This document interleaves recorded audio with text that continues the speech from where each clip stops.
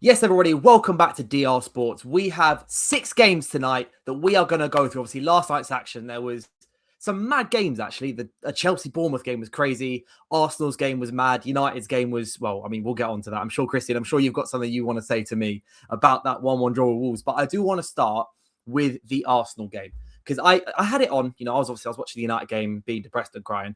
But I had the Arsenal game on, kind of on mute next to me, and it just looked. Every time I looked over at the other TV, it looked like you were playing some of the nicest football I've seen you play so far this season. Is that pretty much the best way to sum it up? Is that it was just fluid, easy connections, despite the fact that you're missing Rice, and I've seen some comments on Gyokres. Don't know how he was in the game, but I've seen Jamie Carragher apparently wasn't a fan.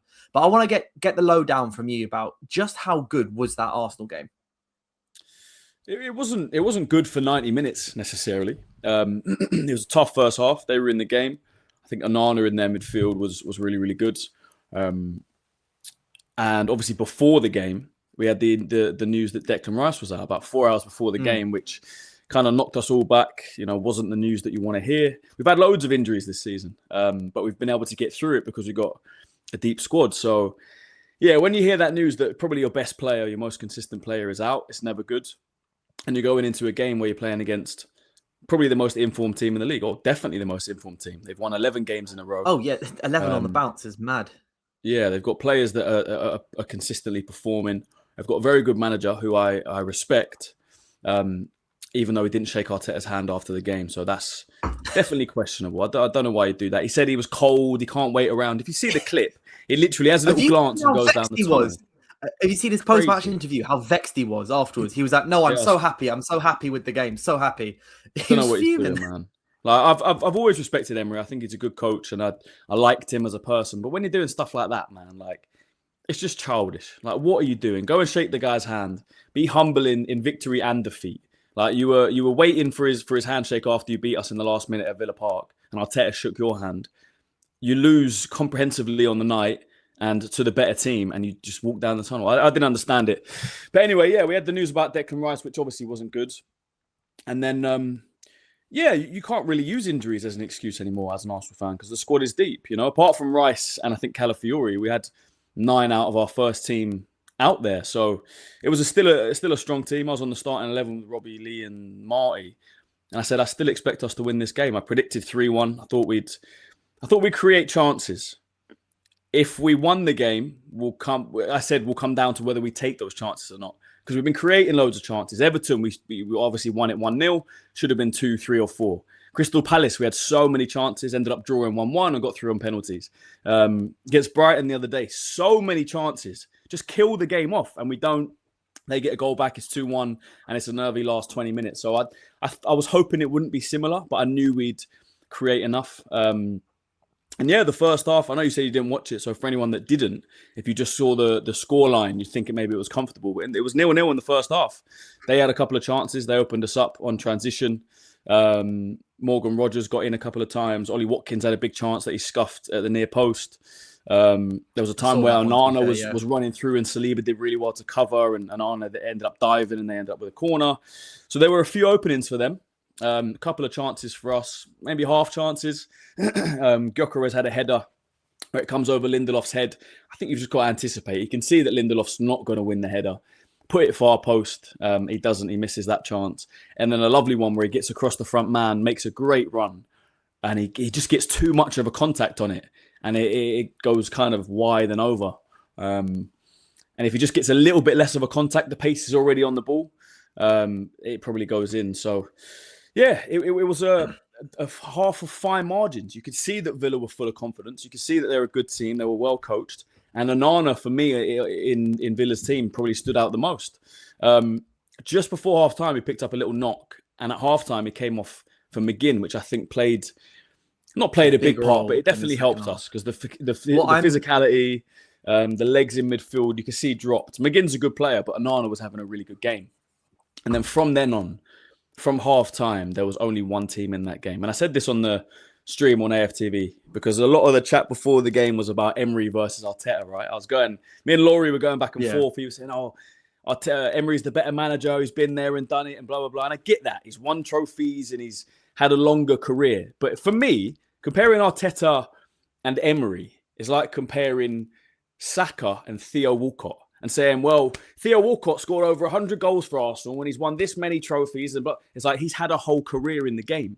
Saka is clearly the better player and he just doesn't have the longevity. For me, that is how I see those two. If Real Madrid and Barcelona right now needed a manager, I think they're choosing Arteta before Emery. You know, Emery's had his chance at the top. Emery's he's had his chance at PSG and Arsenal, and he's blew it both times. Yeah. Like some managers, I do really think about this when comparing managers. Like some managers just suit certain types of clubs. Like you've got Pep Guardiola, for example, like and Jose Mourinho. They suit the elite clubs, don't they? Like they suit Real Madrid, Barcelona, Man City, Man United, etc. You've got the managers who suit relegation battles, and this is with no disrespect to managers. It's just what they're good at. Like Sam Allardyce, Tony Pulis, and co. Like there's a reason they circle around and currently Sean Dyche at the moment now, kind of teams looking to get from the bottom and upwards. And Emery's one of those managers who suits kind of the level, the team trying to break into the big six. Someone like Aston Villa, someone like Newcastle, etc. Like Villarreal. I think it was Villarreal. He won 3 Europa Leagues in a row. Was it Sevilla? Yeah, but every time it was won it both, I think. But it was every time he would win the Europa League, get into the Champions League, come third in his group, drop back to the Europa League and win it. It's where he was, and he's excelling massively at raising the floor of these clubs. But he's doing an absolutely brilliant job at Aston Villa. Dylan, in no way am I trying to disrespect the guy. This isn't disrespect. I agree completely. This is just me saying that for me, it's his level. I know what he is as a manager. He was at my club. That's his bag. Yeah? That's what he's good at. Exactly. Yeah. It was right for him to leave, even on himself, right? If Unai Emery saw him, and this is no disrespect again, but if he saw himself as a top coach, an elite coach, why would he take the Aston Villa job? They were in a relegation battle when he took over. Yeah, I think it was Gerrard had just been sacked, who didn't do a good job at all. And if you see yourself as top tier, right? If you're Harry Kane leaving Spurs, and a relegation battle team come into you, never go in there. You're going to Bayern Munich or someone that can win the Champions League. Same with Emery. If his next job after Arsenal and you think you're that elite manager, why are you going to go to Villa? So that's how I see it. Maybe I have disrespected, but after the way he didn't shake Arteta's hand, maybe he deserves a bit of disrespect. So, yeah, like I said, 2 teams in that changing room at halftime at 0-0. Both had the chance to go on and win that game. And one manager did. One manager went out and scored, his team scored 4 goals in that second half. Like I said, Onana not played a part, but you got to give credit to Arsenal, man. That midfield in the second half, Zubimendi was phenomenal. He was so good. We stopped losing the ball. That was a big difference in that second half as well. We stopped giving it away stupidly. There were times in that first half we weren't physical enough, gave them the ball easily. On transition, there was times where we'd jump a little bit and then they'd be in behind. We just did the basics a bit better. Zubimendi got on the ball more. Odegaard in that second half again was phenomenal. The most physical I've seen Martin Odegaard in 2 years. Genuinely, the guy was putting his body on the line. Watch that second goal back, right? If you haven't seen the game, just watch the second goal. Oh, yeah. He wins the ball. For anyone else, Physical, drives forward, gets his head up. Zubimendi makes the run, picks him out, puts it in the back of the net. That kind of summed up that second half, that goal. Just win it back, quick decisions. Gabriel as well, so good to have that guy back. His first start in so funny that before the international break. What a colossal defender he is. He's absolutely quality. Because I'm a very big FPL guy, right? So I've got me and my mates. We've got our FPL chat, and every game week, once the fixture start, there's always hundreds of messages rolling in that chat. And one of my friends put in a message saying that Gabriel is the Erling Haaland of centre backs, and I thought that is the perfect way to sum Gabriel up. I was like, if you talk about FPL points, just goals, the inevitability that he is, it's his first start back, first goal you score, Gabriel, from a corner. It's very, very Arsenal, quite, I think, poetic. But I want to ask you about Gabi Jesus and Victor Gyokres. Because Gabriel Jesus came on and the goal he scored was just beautiful. It was such a lovely finish. And Gyokres, with the best will in the world, for those of you who've been watching Live at 5 and stuff, know that especially when me and Laurie are on, he always tries to goad me about Sesko. So I always just snap back with Gyokres and be like, what's going on? But is there a scenario here where Gabriel Jesus should be maybe having a few starts or getting into the team? Because if he's scoring goals and Gyokres isn't, and you want to base who should be playing off merit, should Gabriel Jesus, especially with the way that he links with everybody else, and I know obviously Kai Havertz is also coming back as well, so he's someone else to consider. But should Gabriel Jesus potentially be getting a start or maybe 2 or 3 starts like in the new year? There's definitely an argument for it. Gabriel Jesus is an experienced player that's won the Premier League 4 times. Like, it's not like we're talking about some 17-year-old versus Victor Gyokres, or even with Kai Havertz as a guy who's won the Champions League, German international. It's not like we're talking about some 19-year-old versus Victor Gyokres. Scoring the Champions League winner as well. Yeah, exactly. That's kind of the narrative that gets portrayed a little bit. I think because Victor Gyokres was that shiny new name in the summer, it's like, oh, if he's not Kai Havertz is an experienced international player. So is Gabriel Jesus. Like, it's not like these guys are kids. There might be a world in the coming weeks or months where Victor Gyokres finds himself the third choice. There could be a world where that happens. If you want to be one of the best teams, best squads in Europe, in the world, you have to at times play players on merit and on form. Eze's come in for 65 million and he's found himself not even getting minutes. Didn't come off the bench against Brighton. Didn't come off the bench against Aston Villa. Are we all sitting there crying about it? No, because we're winning games and we're top of the league. And while we're doing that, whatever the squad is, whatever the team that's put out there, if we go and win, I have no problem with it. If we're losing, and Gyokres is starting up front and he's not performing, then I'll start having more problems. Then I'll start saying, you know what, give Jesus a chance, because when he comes on, he does this. If Havertz is performing, do you know what I mean? That's where I start having problems. So right now, if you said to me, Jesus is going to start against Bournemouth, I'd say, well, he probably deserves it. He did more in 15, 20 minutes. How long did he play last night? 20, 25? I don't know. 13. However long he came on for yesterday. Yeah, 13 minutes. 13 minutes, like 8 touches. Lovely goal. Won a few duels, couple of defensive contributions as well. I'm just looking at his stats here. For 13 minutes, he was a quality cameo. Yeah, exactly. Came on 78th minute. So, yeah. Yeah. If you were to ask me based on merit and who's been playing better, who would you start? It's probably Gabriel Jesus. I personally would give Gyokres another start against Bournemouth. I like him as a player. I really wanted him in the summer. I think there's a top goal scorer in there. And we don't actually have a goal scorer. I think he just needs to find that confidence. It needs to click. It's not like we've never seen players come into the league and it takes a while to click. There's so many examples you could give. So sometimes it can take time, and we're winning games. If he's playing up front and we're winning games, I don't care if he's scoring. Arsenal are not a team that just has one guy that scores all the goals. There's always players that chip in, whether it's Saka, Trossard, who's having a great season, Odegaard, scored 15 goals in the 22-23 season. Martinelli's been 5 Champions League games. Look at Martinelli in the Champions League, scored in every single game he's played in. So this season. So we are that team, whether that's down to the personnel, just not having that striker that scores all the goals, or whether it's a system-based thing. I personally think it's a system thing. Although if you did have a clinical striker that takes all of his chances, it would look a bit different. You just don't suit a goal scorer. Like, it could just be your system doesn't suit having a singular goal scorer. It suits someone like Havertz, Jesus more. This is what Laurie's been saying a number of times. He says Arsenal suit a false 9, is what he's been saying. More than anything, Arsenal suit a player who drops a bit deeper and then brings other players around him into the game, which means maybe you might, to accommodate Gyokres and be able to get Gyokres scoring 17, 18 Premier League goals, you have to like almost lose goals elsewhere to do so. So maybe having and trying that as an experiment for future, because Bournemouth, I mean, we can get on to the Bournemouth game in a bit. Obviously, they drew with Chelsea away from home, but they've not won in like 10 games now. So it could be the perfect game to put Jesus in, give him 65 minutes and just see what happens. And if it doesn't work, you can have us for Gyokres off the bench. Could be. We owe it to Bournemouth as well. I don't know if you remember the game last season, Saliba got sent off. It was a pretty dark day for Arsenal last year.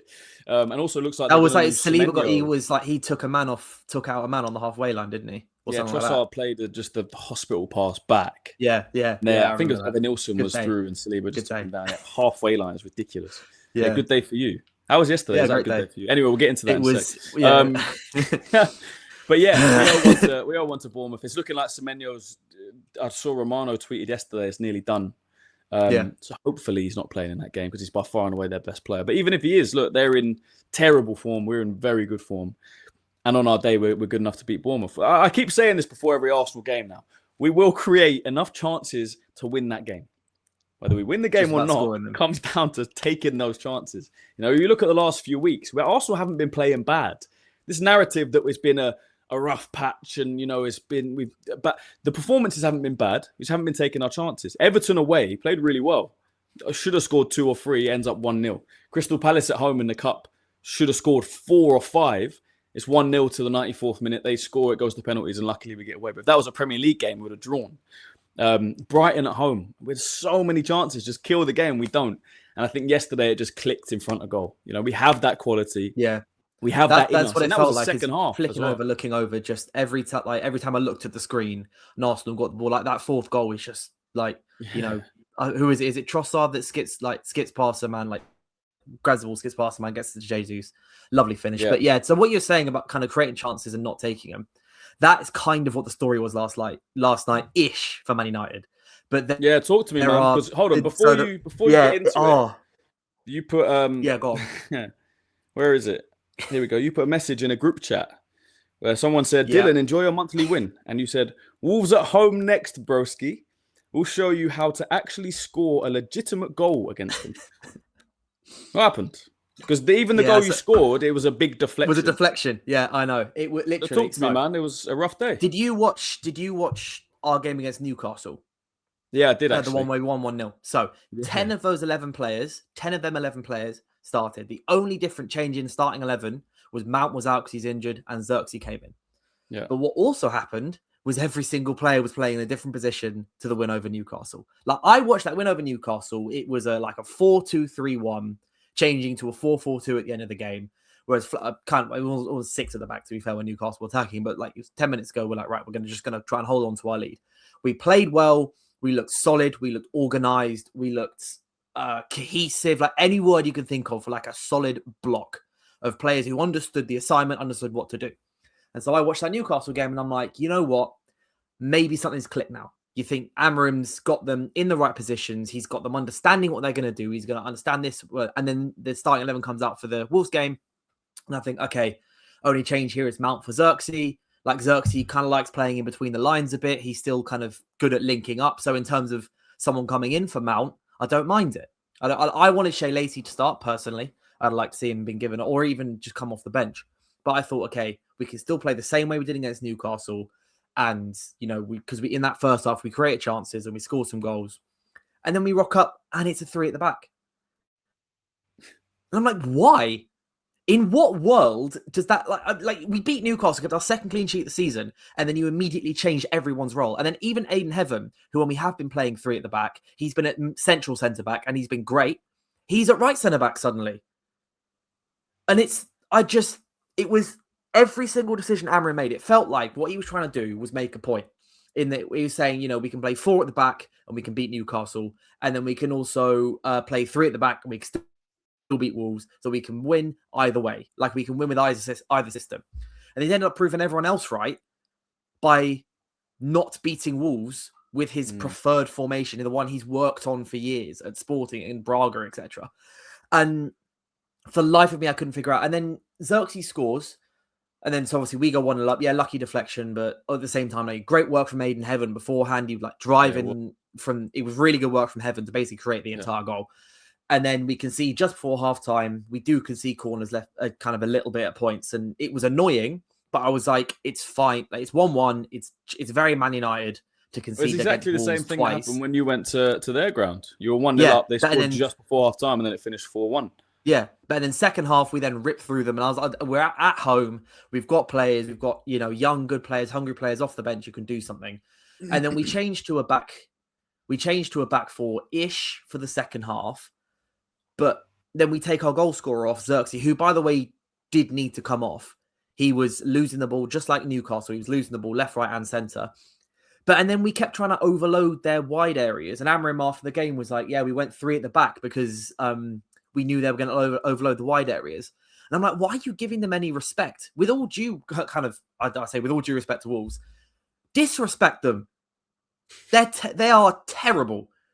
You can say some of the games before the game, Amorim was giving interviews. He was like, yeah, if you actually watch Wolves games, some of them are tight. Obviously, Arsenal took a 95th minute own goal winner to beat them. They scored against Liverpool. They've done they have done these things at points, but they do have to. Before the game, they had 2 points.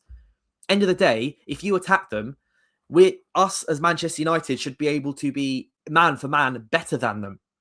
Like, if we just attack them, we will score goals.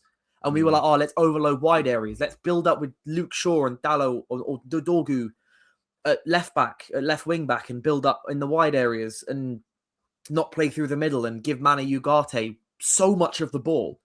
He ended up being, Ugarte was the guy that ended up picking up the ball pretty much every single time in front of the edge of the area. And he can't do anything with it. It was like when we were playing West Ham and it was either West Ham or Everton. It was Lenny Yoro kept picking up the ball on the edge of the area. And you're looking at like, why? How have we ended up with Lenny Yoro being the guy on the edge of the area to pick the pass out? He's a great defender, but he can't pick a pass out in the same way that Mainu or Bruno or someone else could. And in this game, it was like, why is it Manuel Ugarte picking up the ball there? I'd prefer it if he was even if it was Casemiro, who's got a pass on him, he's got an eye for it. But Ugarte kept being in the middle. He kept being the one who was picking up the ball. Ugarte's best half for us this season has been the one half where we had 24% possession against Newcastle in the second half. It was that every single decision that seemed to be made yesterday was wrong. Completely wrong. I didn't get the starting lineup. Well, I got the starting lineup, but then didn't understand why we had changed it. Because, you get a 1-0 win against Newcastle, who beat us 2-0, will beat us both, did the double over us last season and can still score goals, kept a clean sheet. Just don't change it. The only person who can hold their head high after yesterday's game was Sen Lomans, because he made some really damn good saves yesterday. There was this at one point, he made this double save, which was like, do you remember De Gea 2015 at the Emirates? Yeah. Where he had that double save where it was like he saved the shot and then he stuck his foot out and then denied Sanchez afterwards. He designed Lacazette and Sanchez back to back, I think, in split second. Lomans made an incredible double save. And you're saying that your goalkeeper was your best player against Wolves at home? Yeah. Yep. Without a shadow of a doubt. I've without a shadow. Him and Heaven. Him and Aiden Heaven also deserves a shout out because he was great until he came off. I saw United fans after the game against Newcastle saying, "Thank you, Arsenal, for Aiden Heaven." It's like the only reason he left is because he's got William Saliba and Gabriel, two of the best centre backs in Europe, if not the best. Heaven is quality. He had no so damn halfway. Good player, good player for £1 million or £1.5 million. That is a bargain. Yeah. But chill out a little bit. Do you know what I mean? He's had a couple of good games. Do it consistently and do it in a team we saw Heaven do this last season as well. This is the thing, is that every time Heaven plays, he's played well, but he's just not always. It was literally so. It was like he came on his first start for us was like a round of 16 Europa League tie against Real Sociedad, like an 18-year-old. He just got thrown in at left centre back and he was flawless. And he second half. Some of his Europa League performances last season were great. Then he didn't get his chance beginning of this season, but then he's had 6 starts in a row now. Dodgy against West Ham, his first start. He got a yellow card pretty early, got taken off at half time, but he's just been getting better and better and better. Newcastle, he was phenomenal. Yesterday, he was probably our best threat, genuinely. Sesko had a couple chances, which he probably should have scored. But even then, I was watching Sesko make runs and Casemiro was running with him and just wouldn't pass to him. And Casemiro gets tackled 85th minute. It's you're on the attack and you're dilly-dallying on the halfway line. While Sesko is trying to make runs, or you got Mantato trying to make runs or make crosses and we're not even passing to him. Everything about that Sesko guy was stupid. I'm just looking at his stats. He's played 16 games and scored 2 goals. You paid more for Sesko than Arsenal did for Victor Gyokres, but for some reason... Basically the same feat, wasn't it? For some reason, Gyokres, who scored, I think, 3 times as many goals as Sesko, is getting all the stick in a team that's top of the league. This Sesko guy, man, maybe he's got some good movement. Maybe he can jump high. Maybe he can get his leg higher than anyone else. But as a finisher, as a striker, hasn't been great so far, is he? So Sesko's, I'll admit, he's been. He's had chances as well. When we first signed him, it's all documented on my Twitter because I put everything on my Twitter. I was kind of going okay, I'm just going to wait and see what happens here. Because I've been backing him and I will back him as a United player. And there's no doubt that he's incredibly talented. But he came in and then he didn't start the first 3 Prem games. And I think his first start might have been at City away or something like that. And then after he started a few games, because he joined us a little later, he got into rhythm, got fit, and then he was really good against Brentford, really good against Sunderland, good against Chelsea, but he came off half-time because of Casemiro's red card. And then what was the other game he was really good at? Brighton. But he's stunning against Brighton when we beat him 4-2 earlier on the season. And then he gets a 6-week knee injury, came off the bench against Spurs, 6-week knee injury, comes back, against Newcastle, he was non-existent, but still better than Xerxes when Xerxes came on. Xerxes was actively terrible in that game. I can't remember what other game it was just before the Newcastle game. He came on that was the Bournemouth game. And to be fair, in the Bournemouth game, he was a big reason for Cunha's goal, which could have been the winning goal if we could defend. But then yesterday, I do think there were some good signs from him yesterday. But I agree with you. His finishing, he's just not. He had 2 chances yesterday, 2 good chances, and he should have buried at least one of them. 2 headed chances, 2 good headed, which is what he's good at. But it's just a case of, I think it's been more than anything, Sesko. It's just been very disruptive for him. Which part of it is like, and then I look at Eketike, for example. He's in a disruptive environment. He's got left, right, and Liverpool are going through a terrible time. Eketike has been fantastic, and Sesko hasn't been brilliant. He's not been great, but he's been all right in games. I think we got to agree that Eketike has been better than both, and I think he's a better footballer Eketike, than Gyokres and Sesko. Eketike, and I don't like praising Liverpool players because, I'm an incredibly biased football fan. But wow, you know what hurts more than anything with Eketike, is he's a die-hard United fan. He is a childhood, yes. On his Twitter page, so when we were first linked to him, before he actually went to Liverpool, before he get linked to Liverpool Newcastle, United fans went through his profile. There was Anthony Martial propaganda there. He was retweeting Marcus Rashford comps. He was talking about Zlatan and Paul Pogba. And he did a video with Frankfurt last season where they were like, what the club did he support as a child? Is that United? Yeah. He is a United fan. And we didn't go, and it's like, in hindsight, it just hurts because he's so damn good. And aside from anything, he's been better than Isak this season, and kind of him being able to get a run in the team now is going to help Liverpool massively because he's just such a good striker. But on the Sesko Gyokres thing, Shesko's been underwhelming, and my preference in the summer was Watkins. And admittedly, I said I think if it was between Watkins or Sesko, I think we probably got that right because Watkins would have still been about 60 million quid, and we'd have to buy a new striker in like 2 years' time anyway, 3 years' time, replace Watkins, who's obviously just turned 30. But it doesn't help that all our 8 of our starting 11 are gone. Like 7 or 8 of our starting 11, they're not here. They're injured. They're AFCON. They're 8 of your starting 11. Who's the 8? It might be 7. So the starting 11 from when we were on that good run, where we beat like Brighton, beat Liverpool, beat Sunderland, etc. Who's the 7 that we're missing? So we got Ahmad missing. And Mbumo missing, Maguire missing, Bruno missing, Delit missing. Well, no, but Maguire was a big reason. Admittedly, Heavens. But in terms of your best Maguire team, was starting. Maguire was starting. In terms of your best team, it'll be Lissandro Martinez and Delit as centre backs, and with Luke Shaw probably as a left. If you're playing a 3, probably. But even then, it's Ahmad, it's Mbumo, it's Bruno, it's Delit, it's Mazwari as well. Will probably be a right back if he was fit. Because we're currently playing like Yoro with some hybrid right back, or Heaven or Dallo as a right wing back. Like, I'd rather just. But even these injuries, like Arsenal have had injuries at the top of the league. Those injuries, you spent a lot of money on this squad. You should be able to beat Wolves at home, and it's not even just Wolves. Yeah, no, I agree. Yes, no. Yesterday was a disgrace. Yesterday was pathetic from the players. There's no excuse at all. It's just annoying. More than anything that I'm watching. What does it come down to for you then? Is it the players? Is it the quality? Is it the manager? Ultimately, I still think it's the manager. Are you Amorim out? It's ultimately, you think it's good enough? Not yet. Is the best way to put it is not yet. I've been very consistent in saying this, that I don't actually think he's a bad manager at all. He's a talented young manager who will go on to have a great managerial career. It's just that he should be at United when he's 50. So like 10, 15 years of managerial experience here, not 40. Yeah. Because even then with Arteta, like obviously Arsenal was his first team job. At least he was working under Pep. He was working in the Premier League. He knows the Premier League inside out. So he had that, the kind of the advantage and a lot of other tools Arteta did to draw on. And admittedly, very, very kind of strong backing from Arsenal's board and everything the entire time with time and then money. But I don't think he's a bad manager. He needs another 4 or 5 years of working out how to be a big, like an elite level manager.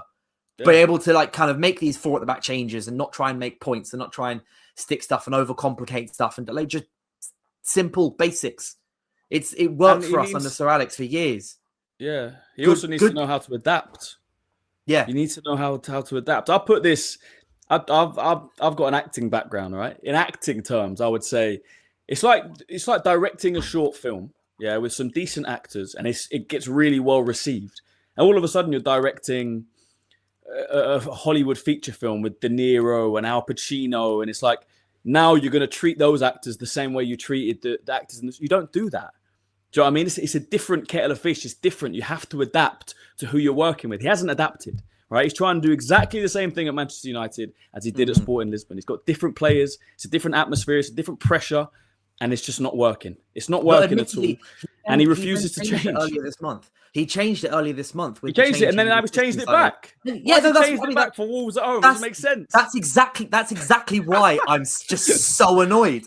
Why I find it so mad. Of all the teams, like, you build a system that does well, you just keep going. It's Wolves. As I say, they've got a whole, like, got to give them respect. They'd scored some goals left, right, and centre. They got some half decent players. No, just go and batter them. Lisandro Martinez after the game literally said, "Yeah, we started stepping back too much as a defence."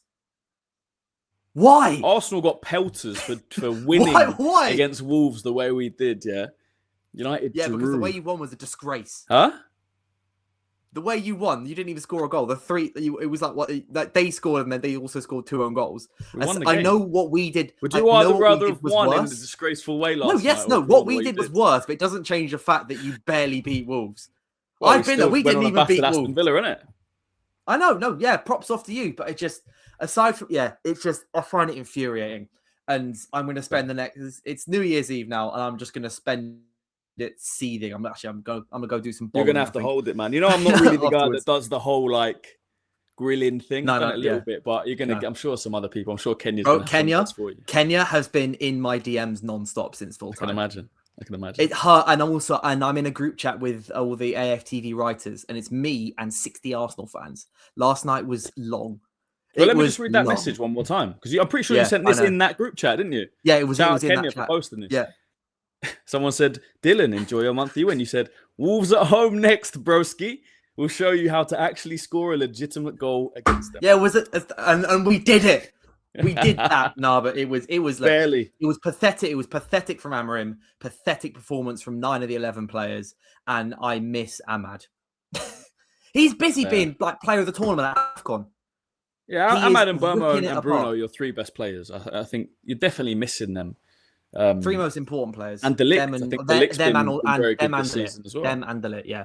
So there's still problems at United. I've given them credit. I've made content at times where I've said some of the criticism has been a bit too far and a bit harsh. But when you look at that result and you look at the way, scared you.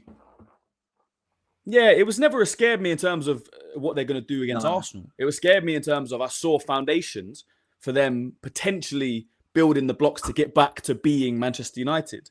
Do you know what I mean? And it's like as soon as they build a few blocks and I'm like, oh, I see something there. It just gets torn back down. Don't get me wrong, missing players is a big part of that. But Wolves at home, man. I think that the final thing I'll say on it with United is what is also quite funny is I also firmly believe that Amorim has made the next manager's job very easy by signing some really damn good players, showing us exactly how to play well in a 4-3-3. Because we've been playing well in a 4-3-3. So the next manager, whenever that is, which won't be before the end of this season, but only if we don't qualify for Europe. Basically, the new manager needs to run it. Just needs to run it and buy a new midfielder. Yeah, probably. And then we will be immediately much better. In terms of the team and from an outside, unbiased point of view, there are some more than good enough players in there. I look at Lisandro Martinez on his day as a very good centre back. De Ligt this season has proved me wrong because I didn't necessarily rate him as highly. I think he's been very good this season. Maguire's an international player. Lenny Yoro's a very good young centre back. Aidan Heaven. Luke Shaw, maybe he can't play left back anymore. Maybe you have to play him in a free because he's lost his legs, but still a good player on his day. I really like Mazraoui. I think there's a top player there. Good sign. Was he 11 million? Even Patrick Dorgu Like against Newcastle, it was brilliant. You know there's a player in there. Bruno Fernandes is world-class, and I've said that, I'll say it again. Casemiro, maybe his legs are gone, but we've seen good performances this season. I think he's even Ugarte, look, he hasn't been particularly good since he's joined from PSG. No. But at PSG, there was a reason United signed him. There's definitely a There's player a reason in there PSG in a sold him different after system. one season. PSG signed him and sold him a year later. So you don't think there's a player less in there than they at bought all? him for? I don't think You there's think a he's a player dead that player? can play. No, I just think Okay, he's but all right, fair enough. All right, we'll go into the attack. he's then. the one Bournemouth's a player quality who I player. will stand there and go, no. Cunha is a top quality. Do you know what I mean? This team is so much better than the inconsistency that it shows. So for me, it's between somewhere between third and sixth in terms of player quality. But what we're seeing week out, sometimes we see a team that looks like it could finish fourth. Sometimes we see a team that looks like it could finish 17th. So that's the thing with Amorim. You just never know what you're going to get. That's why I find it so infuriating. But just before we wrap up, there's a couple other results. Newcastle, big away win against Burnley, which is very, very good for them. 3 goals from Joelinton in the second minute. Wissa, first Prem goal for him. And then Gyokres scoring right at the end of the game. His first. Wissa, did he? First Prem goal. He scored. for them. Yeah. Did he score in the Carabao Cup as well? Yeah. So it's his first Prem start for them, first Prem goal, which is nice. very big for Newcastle because obviously, their away form has been absolute shambles. Big win. The game you'd expect them to win. Yeah, but still, Everton beating Nottingham Forest. Obviously, Everton going to Sean Dyche's gaff and beating Sean Dyche, which is good for them. Barry as well getting another goal. Happy for the guy, man. When you watch footballers, sometimes you just see they just look so pure. Yeah, it's like just want to play football and just desperate to score. Who was it against a few weeks ago? It might have been Newcastle where they lost when he scored and he just looked so happy, even though I think they were 4-0 down. And then it got chalked off and he was devastated. So I think he's got 2 goals now. So happy for the guy. And what? Also, Everton, by the way, Everton, they're 8th. Yeah.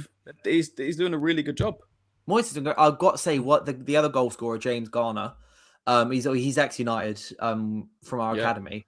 His contract's up in the summer, and he's very, very good. He definitely, I think, is a solid one to watch. In maybe not now, but as a free agent in the summer window, he could if he doesn't leave Everton next month. There's January window.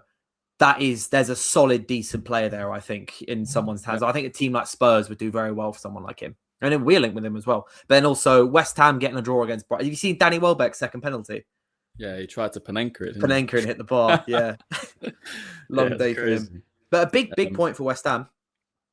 At home, they went 1-0 up. Such a weird one, man. Because again, I look at their team, and I know football's not played on paper, but if you said to me, where should that team finish? It's not a team that should get relegated. It's a team that's probably between 8th and 12th. Do you know what I mean? In terms of player quality? lower mid-table, yeah. Yeah, exactly. 8th and 12th. So, I don't know, man. Whatever's going on there. That's going to come down to the last 2 game weeks of the season to see if they're going to stay up or not. Yeah, I reckon it's a shock as well because Nuno's a good coach. You'd expect him to go in there. What he did at Forest, what he did at Wolves. Obviously, it didn't work out at Spurs, but he's got a big job on his hands. January window's big for them. But 6 games then, and we've also got, obviously, there's no games today, but there's Palace are playing Chelsea Fulham, as well. Liverpool are playing Leeds.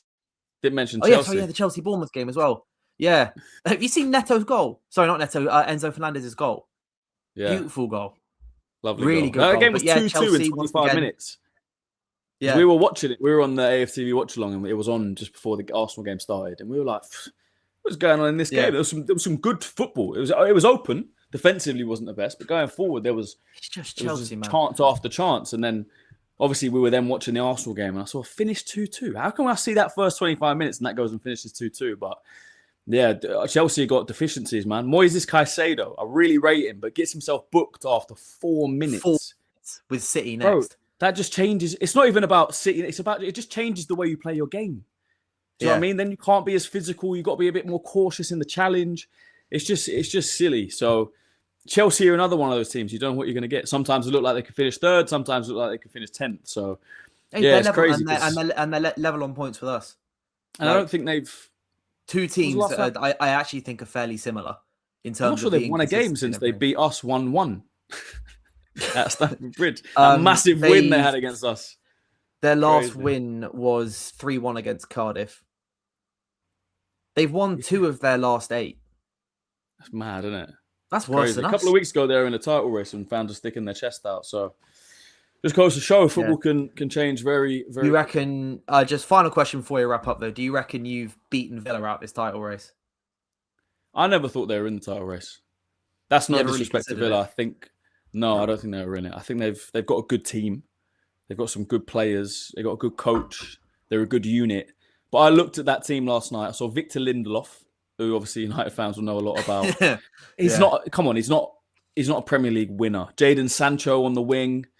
Even Ollie Watkins up front, who's a good player, but like a little bit past it. There are some very good players in that team, like Morgan Rogers, who I can imagine winning a Premier League. Even Onana, these kind of guys. They were missing Matty Cash, which wasn't helpful for them. I just don't see them as champion. Yeah, but again, I don't think he's up there with the best keepers in the league anymore. Maybe 2-3 years ago. I see them in a top 4 battle. I think they'll slowly slide down a little bit. They're just ahead of the rest of the pack. Yeah, I think they'll finish somewhere between third and 6th. I'd be surprised if they didn't get Champions League.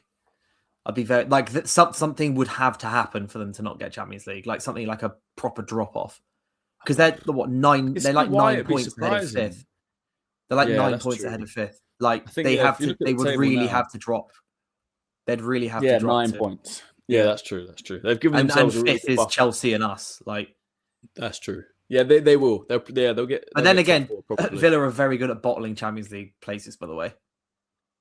Yeah, there's that as well. Like it's like they do it. They've done it so many times. Well, we're the one. We stopped them getting Champions League last season by beating 2-0 on the final day after losing to Spurs in the Europa League final. But so I'm just going to read out the couple more games that they've got going on tomorrow. You got Crystal Palace against Fulham, Liverpool against Leeds, which should be a very fun game. Brentford versus Tottenham, and then a depleted, admittedly, Sunderland against Man City. So those games should be fun. But regardless, Christian, it's been a pleasure as always.